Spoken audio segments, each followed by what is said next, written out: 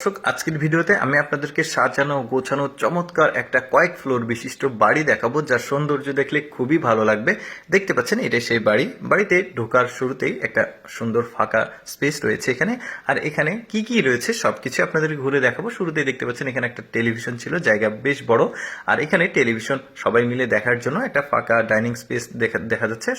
সোফাগুলো, এখানকার যে ফার্নিচারগুলো, এখানকার উপরের লাইটিং এর যে ডিসপ্লেগুলো, সেগুলো সবকিছু মিলিয়ে এত চমৎকার একটা বাড়ির পরিবেশ। এটা কিচেন রুম মোস্ট প্রবাবলি। আর এখানে কিন্তু সকল ধরনের ফ্যাসিলিটিস রয়েছে। দেখুন, অনেকের প্ল্যানিং থাকে যে আমি ভবিষ্যতে এরকম একটা বাড়ি করতে পারি বা করব, এরকম অনেকে প্ল্যানিং করে। তো তারা দেখে নিতে পারেন। এরকম এক্সপেন্সিভ না হলেও কিন্তু কিছুটা এরকম প্ল্যান করতেই পারে। তো এই জন্য ভাবলাম আপনাদের সাথে ভিডিওটা শেয়ার করি। তো যাই হোক, ফার্স্ট ফ্লোর থেকে আমরা চলে আসলাম সেকেন্ড ফ্লোরে। এখানে দেখুন, এই রুমটাতে একটা বেডরুম।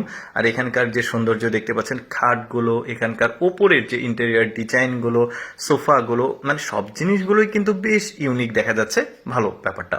এরপরে পাশে একটা মানে ড্রেসিং রুম আছে, এখানে পোশাক চেঞ্জ করা বা এখানে পোশাক রাখা এরকম। তারপরে এখানে টেলিভিশন দেখার জন্য উপরের নিচের যে ফ্লোর দেখালাম ওই রকম একটা জায়গা ছিল। এটা হচ্ছে ওয়াশরুম, বেশ বড়সড় হাই কমোড রয়েছে এখানে, লো কমোড সবকিছু রয়েছে, দেখতেও ভালো লাগছে। মানে ফ্যাসিলিটিস গুলো কিন্তু বেশ চমৎকার। এখানে স্টোরেজ ক্যাপাসিটি রয়েছে। এখানে পাশে আর একটা বেডরুম রয়েছে, বেডরুমের বিছানাগুলো, তারপরে যে বিছানার সামনে পেছনে যে ডিজাইনগুলো, সেগুলো কিন্তু মোটামুটি বলা যায় যে খুব মানসম্পন্ন। এখানে বেলকনি রয়েছে, খুব বড় সড়ো না, তবে হ্যাঁ চলার মতো। এরকম একটা ফ্ল্যাটে বেলকনি এরকমই হয়। তো যে বললাম যে অনেকের প্ল্যানিং থাকে ভবিষ্যতে, যাদের আল্লাহ তাআলা সামর্থ্য দিয়েছে তারা হয়তো বা প্ল্যানিং থাকতে পারে যে ভবিষ্যতে একটা সুন্দর সাজানো গোছানো ফ্ল্যাট তারা করবে বা বাসা করবে। তারা দেখতে পারেন এরকম ভাবে সাজানো গোছানো পছন্দ হতেও পারে এরকম কোনো কিছু। তারপরে আরেকটা ফ্লোরে যাই, এবার থার্ড ফ্লোরে যাচ্ছি। তো দেখি সেখানে কি কি আছে, ডেকোরেশন কেমন।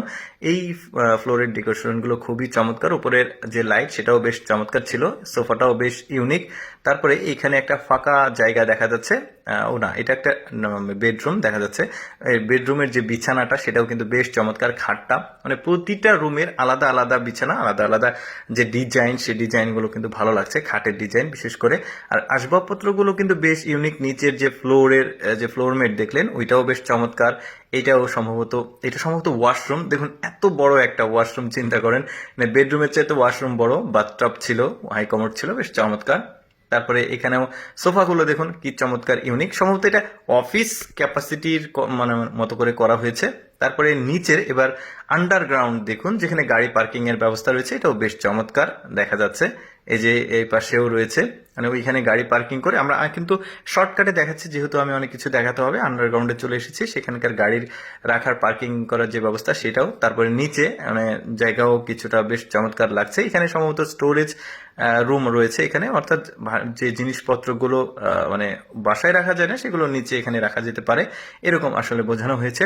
দর্শক, আমি সবসময় চেষ্টা করি আপনাদের সামনে অজানা তথ্যমূলক প্রয়োজনীয় ভিডিওগুলো উপস্থাপন করার।